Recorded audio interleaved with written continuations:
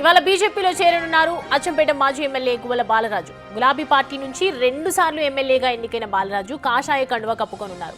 BJP రాష్ట్ర అధ్యక్షుడు రామచంద్రారావు సమక్షంలో ఆయనతో పాటు కొందరు నియోజకవర్గ బీఆర్ఎస్ నేతలు కమలం పార్టీలో చేరనున్నారు. కేటీఆర్ పై గువ్వల తీవ్ర విమర్శలు గుప్పించారు. ఆకలి కేకలు కేటీఆర్ కు తెలియవన్నారు. ఆకలి కేకలను తాను వినిపించడం మొదలు పెడితే గ్రామాల్లో కేటీఆర్ ను అడుగు కూడా పెట్టనివ్వనన్నారు గువ్వల బాలరాజు. నా గురించి బచ్చాగాడంటే నాకంటే పెద్దోడేం కాడు కేటీఆర్ గారు. కొంత ముందు నుంచి ఎదిగిన సామాజిక వర్గం నుంచి వచ్చి ఉండొచ్చు, కొంత ఎక్కువగా చదువుకోవచ్చు, లేదంటే అమెరికాలో చదువుకోవచ్చు, ఆయనకు నాకంటే ఎక్కువ స్కిల్స్ ఉండొచ్చు, అవన్నీ ఉండొచ్చు.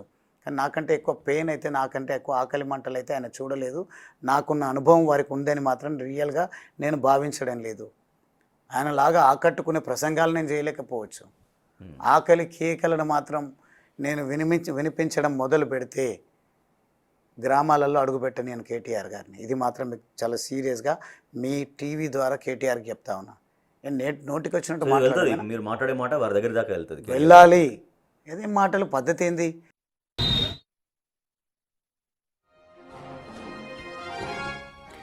ఈ అంశానికి సంబంధించి పూర్తి డీటెయిల్స్ అందించడానికి మా ప్రతినిధి వెంకట్ అందుబాటులో ఉన్నారు. మనకి వెంకట్, అచ్చంపేట ఎలా ఉంది ప్రెసెంట్ సిచ్యువేషన్? గువ్వల బాలరాజు బీజేపీలో చేరబోతున్నారు కాబట్టి ఇంకా ఎవరైనా కార్యకర్తలు వెళ్లే అవకాశాలు కనిపిస్తూ ఉన్నాయా?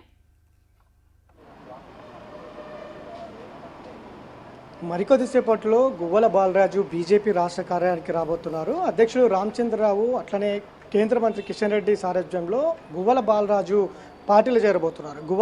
బాలరాజుతో పాటు అచ్చంపేట నియోజకవర్గానికి సంబంధించిన బీఆర్ఎస్ కార్యకర్తలు పెద్ద ఎత్తున పార్టీలో చేరబోతున్నాయి. అందుకు పార్టీ కూడా అంత సిద్ధం చేసినటువంటి నేపథ్యం కనిపిస్తోంది. 11 గంటలకు గువ్వల బాలరాజు బీజేపీ తీర్థముచ్చుకోబోతున్నారు. ప్రధానంగా పార్టీ ఎక్కడైతే బలహీనంగా ఉందో రాష్ట్ర వ్యాప్తంగా పార్టీ నియోజకవర్గాలపైన బీజేపీ కసరత్తు చేస్తుంది. వచ్చే స్థానిక ఎన్నికల్లో ఎక్కడైతే బీజేపీ బలహీనంగా ఉందో ఆ బలహీనంగా ఉన్న ప్రాంతాలపై దృష్టి పెట్టింది. ఖచ్చితంగా వచ్చే స్థానిక సంస్థల ఎన్నికల్లో ఈ చేరికలు ఉపయోగపడతాయనేది ప్రధానంగా భావిస్తోంది. అందులో భాగంగానే ఇప్పుడు చేరికల మీద ఫోకస్ చేస్తుంది. ఎవరు పార్టీలోకి వచ్చినా కూడా ఆహ్వానించేందుకు బీజేపీ సిద్ధపడుతుంది. ఈ చేరికలు గత పార్లమెంట్ ఎన్నికలు కావచ్చు, అసెంబ్లీ ఎన్నికలు కావచ్చు, మంచి ఫలితాలను సాధించాయి. పార్లమెంటు ఎన్నికల్లో దాదాపు 8 మంది ఎంపీలను సాధించింది బీజేపీ ఈ చేరికల నుంచి. ఆ తర్వాత అసెంబ్లీ ఎన్నికల్లో కూడా సేమ్ సిచ్యువేషన్, 8 అసెంబ్లీ స్థానాలు కూడా సాధించినటువంటి నేపథ్యంలో ఈ చేరికలు చాలా కీలకంగా బీజేపీకి ఉపయోగపడతాయి అనేది బీజేపీ అంచనా వేస్తుంది. అందులో భాగంగానే రాష్ట్ర వ్యాప్తంగా కూడా ఈ ఆపరేషన్ చేస్తున్నటువంటి పరిస్థితులు ఉన్నాయి. బీజేపీలో వచ్చిన వారిని అందరూ కూడా బీజేపీలో చేరుకుంటే స్థానిక సంస్థల ఎన్నికలకు ఉపయోగపడుతుందనేది అయితే బీజేపీ ఆలోచిస్తుంది. కానీ మరోవైపు ఎక్కడైతే ఈ ఎమ్మెల్యేల కొనుగోలు అంశం కావచ్చు, ఇదంతా కూడా తెర మీదకి వస్తుంది. గతంలో బీజేపీ పైన పెద్ద ఎత్తున ఆరోపణలు చేసినటువంటి నేతలు ఇవాళ గువ్వల బాలరాజు కావచ్చు, కొంతమంది కావచ్చు, ప్రధానంగా ఎమ్మెల్యేల కొనుగోలు అంశంలో ఉన్నారు. కాబట్టి ఈ ఆరోపణలు చేసినటువంటి నేతలు ఇవాళ బీజేపీలోకి వస్తుండడంతో కూడా ఒక చర్చ జరుగుతుంది. బీజేపీలో భిన్న అభిప్రాయాలు కూడా వ్యక్తం అవుతున్నటువంటి పరిస్థితి ఉంది.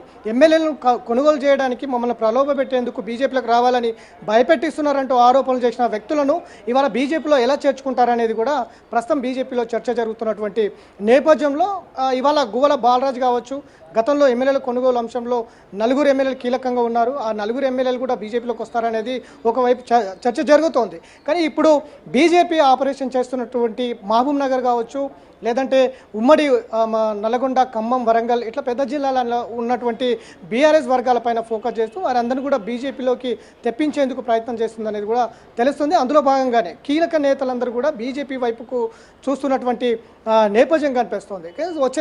వచ్చే ఎన్నికలు కావచ్చు, 2026కు సంబంధించి సార్వత్రిక ఎన్నికలు కావచ్చు, పూర్తి స్థాయిలో రాష్ట్రంలో ప్రత్యామ్నాయంగా నిలబడేందుకు అయితే బీజేపీ ప్రయత్నాలు ముందు చేస్తుంది. గత ఎన్నికల్లో కూడా ఈ చేరికలకు సంబంధించిన అంశంలో మంచి ఫలితాలు అందించాయి. కాబట్టి ఈసారి కూడా స్థానిక సంస్థల ఎన్నికల్లో పట్టు బిగిస్తే కనుక వచ్చే అసెంబ్లీ ఎన్నికల్లో బలం పెంచుకోవచ్చు. ఖచ్చితంగా ఈ రాష్ట్రంలో కాంగ్రెస్ పార్టీకి ప్రత్యామ్నాయంగా నిలబడవచ్చు అనేది అయితే బీజేపీ అంచనా వేస్తుంది. అందులో భాగంగానే ఈ చేరికలపైన దృష్టి పెట్టింది.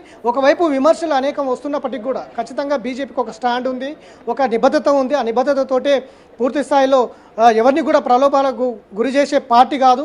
నిజాయితీగా పార్టీలోకి తీసుకుంటాం, ఎవరైనా సరే వస్తే ఆహ్వానిస్తామంటూ కూడా చేస్తున్నటువంటి పరిస్థితి.